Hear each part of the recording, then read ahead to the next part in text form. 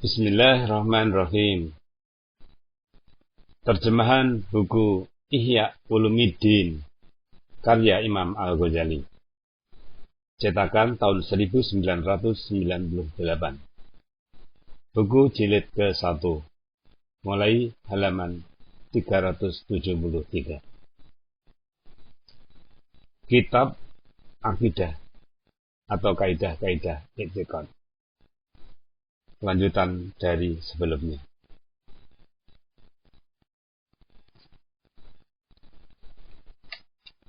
Dan termasuk meningginya mereka kepada batas ini ialah ditambahi oleh kaum filosof. Maka mereka mentakwilkan tiap-tiap yang datang mengenai akhirat dan mengembalikan semua itu kepada penderitaan pikiran dan jiwa, atau akliyah dan rohaniyah, dan kesenangan-kesenangan pikiran atau lazat akliyah. Mereka itu, para filosof, mengingkari pengumpulan segala jasad atau pada hari mahsyar, dan mengatakan dengan kekalnya nyawa. Dan nyawalah yang diazab atau diberi nikmat, dengan azab dan nikmat yang tidak dapat dilihat dengan panca indera. Merekalah para filosof itu orang-orang yang berlebih-lebihan. Batas kesederhanaan di antara keseluruhan kelonggaran ini dan bekunya pengikut-pengikut Imam Ahmad bin Hanbal adalah demikian halus dan kabur, yang tidak dapat dilihat kecuali oleh mereka yang memperoleh taufik dan mengetahui segala keadaan dengan nur ilahi, tidak dengan mendengar. Kemudian, apabila terbukalah bagi mereka rahasia atau sir dari segala keadaan, menurut keadaannya yang sebenarnya, niscaya mereka memperhatikan kepada pendengaran dan kata-kata yang datang. Maka apa yang sesuai dengan apa yang dipersaksikannya dengan nurul yakin atau nur yakin, niscaya ditetapkannya, dan apa yang menyalahi, niscaya ditakwilkannya.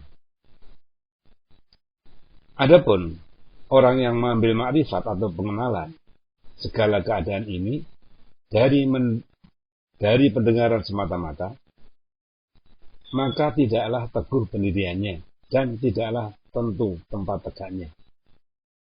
Dan yang lebih wajar bagi orang yang menyingkatkan kepada pendengaran semata-mata ialah makom atau pendirian Imam Ahmad bin Hanbal radhiyallahu anhu. Sekarang, maka pembukaan tutup dari batas kesederhanaan mengenai segala keadaan itu ialah termasuk di dalam ilmu mukasyafah. Dan pembicaraan mengenainya itu akan panjang. Dari itu, maka tidaklah kita mencemplungkan diri ke dalamnya. Maksud sekarang ialah menerangkan penyesuaian batin dengan zahir, dan batin itu tidak bertentangan dengan zahir. Maka dengan 5 bagian yang tersebut itu telah terbukalah banyak hal.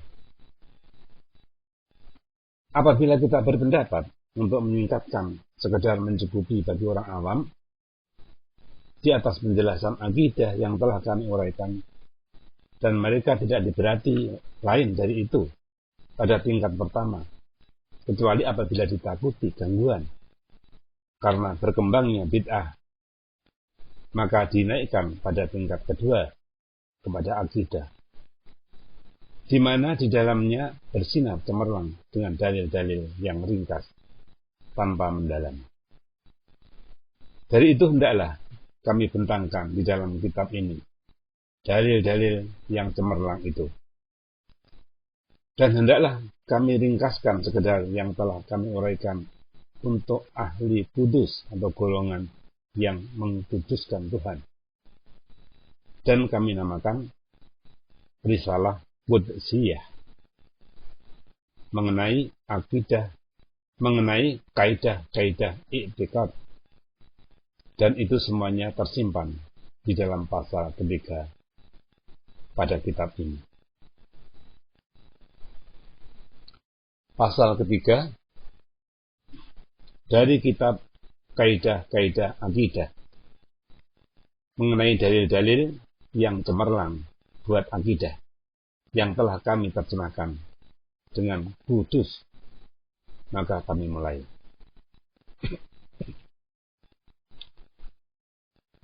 Dengan nama Allah yang Maha Pengasih lagi Maha Penyayang. Segala pujian bagi Allah yang menganugerahkan pembedaan bagi pecinta-pecinta sunnah dengan nur yakin, dan melebihkan pendukung-pendukung kebenaran akan petunjuk kepada tiang-tiang agama, dan menjauhkan mereka dari penyelewengan orang-orang yang menyeleweng, dan dari kesesatan orang-orang yang tidak bertuhan. Memberi taufik kepada mereka untuk mengikuti jejak penghulu segala rasul, meluruskan mereka untuk menuruti para sahabat yang mulia, dan memudahkan bagi mereka mengikuti peninggalan ulama-ulama terdahulu yang soleh, sehingga mereka berpegang teguh dengan yang dikehendaki akal pikiran, dengan tali yang kokoh dan kuat, dengan perjalanan dan akidah ulama-ulama yang terdahulu, dengan jalan yang nyata. Maka dikumpulkan mereka dengan penerimaan di antara natijah-natijah akal dan kehendak-kehendak syariat yang dinakolkan atau diambil dari pokok-pokok agama. Dan yakinlah mereka bahwa mengucapkan apa yang menjadi ibadah mereka dari kata-kata La ilaha illallah Muhammadur Rasulullah tidaklah berfaedah dan berhasil jikalau tidak benar-benar meliputi dengan apa yang dibawa oleh kalimat syahadat itu dari isi dan pokok-pokoknya. Mereka mengetahui bahwa dua kalimat syahadat di dalam kesingkatan itu mengandung keyakinan wujud zat Allah, sifat-sifatnya, dan af'alnya, dan mengandung keyakinan kebenaran Rasul. Dan mereka mengetahui bahwa pembangunan keimanan itu adalah di atas sendi-sendi atau rukun-rukun ini, yang banyaknya ada 4. Dan masing-masing rukun itu berkisar di atas 10 pokok. Rukun pertama mengenai ma'rifah atau mengenal zat Allah Ta'ala, dan berkisar di atas 10 pokok, yaitu mengetahui dengan wujud Allah Ta'ala, qidamnya, bakoknya, dia tidak jauhar, tidak jisim, dan tidak arad. Dia tidak tertentu dengan suatu pihak, tidak tetap di atas sesuatu tempat. Dia dilihat, dan dia Maha Esa. Rukun kedua mengenai sifat-sifatnya dan melengkapi kepada 10 pokok, yaitu mengetahui bahwa dia itu hidup, tahu, berkuasa, berkehendak, mendengar, melihat, berkata-kata, Maha suci dari bertempat sifat-sifat yang baru padanya. Qadim kalamnya, ilmunya, dan iradahnya. Rukun ketiga mengenai af'alnya dan berkisar di atas 10 pokok, yaitu bahwa segala perbuatan hamba adalah dijadikan Allah Ta'ala. Bahwa segala perbuatan itu adalah usaha bagi hamba dan kehendak bagi Allah. Bahwa Dia mengurniai dengan menjadikan dan menciptakan. Bahwa Dia mempunyai hak taklif atau menugaskan apa yang tidak disanggupi. Bahwa Dia mempunyai hak menyakiti orang yang tidak berdosa. Tidak wajib atasnya menjaga yang lebih baik. Bahwa tiada yang wajib melainkan dengan apa yang diwajibkan agama. Bahwa mengutuskan nabi-nabi itu jaiz atau sesuatu yang boleh saja, bukan suatu kewajiban.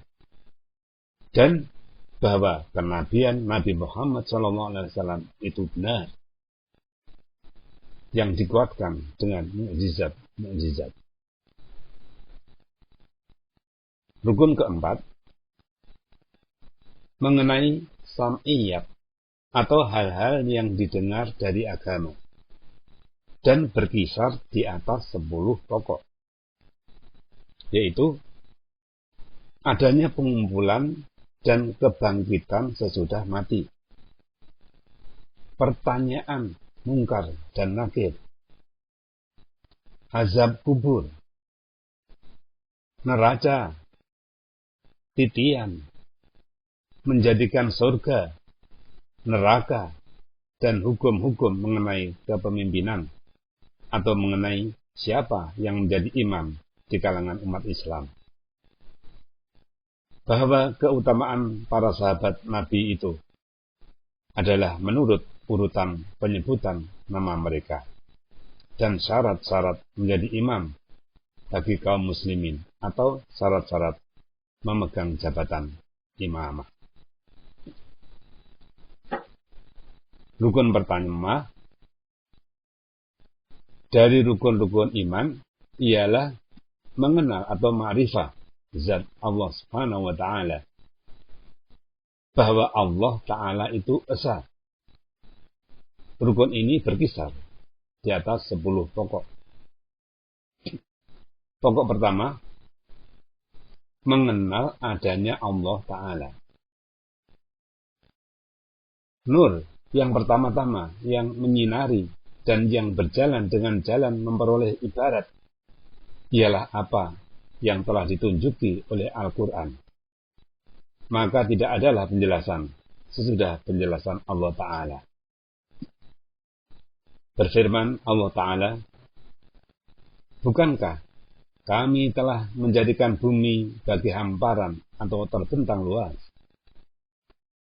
dan gunung-gunung sebagai pasaknya, dan kami ciptakan berpasangan, dan kami jadikan tidurmu untuk istirahat, dan kami jadikan malam sebagai tutup, dan siang kami jadikan untuk mencari penghidupan. Dan kami bangun di atas kamu 7 yang teguh. Dan kami jadikan lampu yang terang benderang. Dan kami turunkan jadi awan air yang tercurah. Karena dengan itu, kami hendak menghasilkan tanaman yang berbuah dan tumbuh-tumbuhan. Dan kebun-kebun yang berlapis-lapis pohonnya. An-Naba ayat 6 sampai dengan ayat 16. Berfirman Allah Ta'ala, sesungguhnya tentang ciptaan langit dan bumi, pertukaran malam dan siang, kapal yang berlayar di lautan yang memberi manfaat kepada manusia, air hujan yang diturunkan Tuhan dari langit, lalu dihidupkannya karena hujan itu bumi yang sudah mati atau kering. Dan berkeliaranlah berbagai bangsa binatang dan perkisaran angin dan awan yang disuruh bekerja di antara langit dan bumi. Sesungguhnya semua itu menjadi bukti kebenaran untuk orang-orang yang mengerti. Surat Al-Baqarah ayat 164. Berfirman Allah Ta'ala, tidakkah kamu perhatikan bagaimana Tuhan menciptakan 7 langit sepadan satu sama lain, dan dijadikannya bulan bercahaya terang, dan dijadikannya matahari bagai pelita, dan Tuhan menumbuhkan kamu dari bumi dengan pertumbuhan yang berangsur-angsur. Kemudian itu kamu dikembalikannya ke situ, dan kamu dikeluarkannya dengan kelahiran baru. Surat Nuh ayat 15 sampai dengan 18. Berfirman Allah Ta'ala,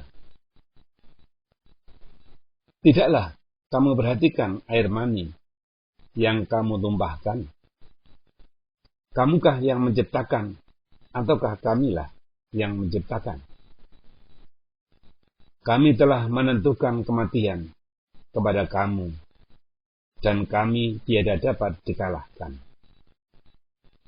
Untuk menukar rupa kamu dan menjadikan kamu dalam rupa yang tiada kamu ketahui. Dan kamu sudah tentu telah mengetahui kejadian yang pertama. Mengapa kamu tidak mengambil perhatian? Adakah kamu perhatikan apa yang kamu tanam? Kamukah yang menumbuhkannya, atau kami yang menumbuhkan? Dan kalau kami mau, ia kami jadikan menjadi kering dan hancur. Kamu tercengang karenanya. Mengatakan, sesungguhnya kami telah dibebani dengan hutang, tetapi kami tiada memperoleh hasil dari pekerjaan kami. Adakah kamu perhatikan air yang kamu minum? Kamukah yang menurunkannya dari awan, atau kamikah yang menurunkannya? Kalau kami mau, ia kami jadikan menjadi asin. Mengapakah kamu tiada berterima kasih? Adakah kamu perhatikan api yang kamu nyalakan? Kamukah yang menumbuhkan kayu untuk menyalakannya, atau kamikah yang menumbuhkannya? Itu kami jadikan untuk pengajaran dan kesenangan bagi musafir di gurun pasir. Surat Al-Waqiah ayat 58 sampai dengan 73. Maka tidaklah tersembunyi kepada orang yang ada padanya sedikit sentuhan akal. Yang sederhana saja akan kandungan ayat-ayat di atas tadi, dan menolehkan arah pandangannya kepada segala keajaiban makhluk Allah di bumi dan di langit. Kecantikan kejadian hewan dan tumbuh-tumbuhan. Bahkan keadaan yang amat menakjubkan itu dan susunannya yang kokoh kuat, tidaklah ia terlepas daripada pencipta yang mengatur, dari pembuat yang mengokohkan dan yang mentakdirkannya. Bahkan hampirlah kiranya fitrah atau kejadian diri yang suci bersih dari jiwa sendiri mengakui bahwa semuanya itu di dalam keadaan ada yang menentukan di bawah pengaruhnya dan yang menentukan arah dengan kehendak pimpinannya. Dari itu berfirman Allah Ta'ala, afillahi sakun natil samawati wal ard. Artinya, apakah kamu ragu-ragu tentang Tuhan, pencipta langit dan bumi? Surat Ibrahim ayat 10. Maka karena itulah diutus nabi-nabi rahmat Allah kepada mereka untuk memanggil umat kepada tauhid, supaya mengucapkan la ilaha illallah. Tidak ada yang disembah selain Allah. Dan tidak disuruh mengucapkan kami mempunyai Tuhan dan alam pun mempunyai Tuhan. Cara yang demikian itu adalah merupakan paksaan di dalam fitrah kejadian akal manusia dari permulaan pertumbuhan mereka dan masa perkembangan ke pemudaannya. Dari itu berfirman Allah Ta'ala kepada kita, walain sa'altahum man khalaqas samawati wal arda fayaqulunna Allah. Artinya, kalau engkau menanyakan kepada mereka, siapakah yang menciptakan langit dan bumi? Niscaya mereka akan menjawab, Allah. Dan berfirman Allah Ta'ala, fa'akim wajhakal lidini khanifam fitratallahi allati fataran nasa 'alaiha la tabdila li khalqillahi dzalikad dinul qayyim. Artinya, hadapkanlah muka engkau dengan betul kepada agama ciptaan Tuhan yang dijadikannya manusia sesuai dengan agama itu. Tiada pertukaran bagi ciptaan Tuhan itu. Itulah agama yang betul. Jadi, di dalam fitrah kejadian manusia itu dan dalil-dalil yang ditunjukkan Al-Quran sudah lebih dari cukup daripada menegakkan dalil-dalil yang lain. Tetapi untuk lebih jelas, dan karena mengikuti jejak ulama-ulama yang berpandangan jauh, maka kami mengatakan bahwa dari permulaan dalil itu ialah akal. Karena yang baru atau hadis itu tidak dapat tidak pada kejadiannya dengan ada sebab yang dijadikannya. Bahwa alam itu baru, maka tidak boleh tidak pada kejadiannya dari sebab itu. Adapun kata-kata bahwa yang baru itu tidak boleh tidak pada kejadiannya dari sebab, maka itu adalah jelas. Karena tiap-tiap yang baru ditentukan adanya dengan waktu, yang mana menurut akal, waktu itu boleh jadi terdahulu dan boleh jadi terkemudian. Maka untuk menentukan waktu itu tidak terdahulu dan tidak terkemudian daripada jangkanya, sudah pasti memerlukan kepada yang menentukan atau mukhassasih. Adapun kata kita, alam itu baru, maka dalilnya ialah bahwa tubuh atau jisim alam itu tidak terlepas daripada gerak dan diam. Gerak dan diam itu adalah baru. Tiap-tiap sesuatu yang tidak terlepas dari sifat-sifat baru adalah baru. Di dalam pembuktian ini terdapat 3 dakwaan. Dakwaan pertama, kata kita bahwa jisim-jisim itu tidak terlepas dari gerak dan diam. Dan ini dapat dipahami dengan jelas dan mudah. Maka tidaklah memerlukan kepada penelitian dan pemikiran. Sebab orang yang berpikir bahwa jisim itu tidak tetap dan diam adalah orang yang berjalan di atas jembatan kebodohan dan menderita penyakit pikiran. Dakwaan kedua, kata kita bahwa gerak dan diam itu adalah baru. Hal ini ditunjukkan oleh ganti-berganti di antara keduanya. Adanya yang satu, sesudahnya yang lain. Dan itu dapat dipersaksikan pada sekalian jisim, baik yang sudah dilihat ataupun yang belum dilihat. Tidak ada satupun dari yang tetap, melainkan menurut akal dia boleh tetap. Maka yang datang dari gerak dan tetap itu adalah baru, karena datangnya. Dan yang dahulu itu baru, karena tidak adanya. Sebab, kalau dia itu qidam atau qadim, niscaya mustahil dia tidak ada.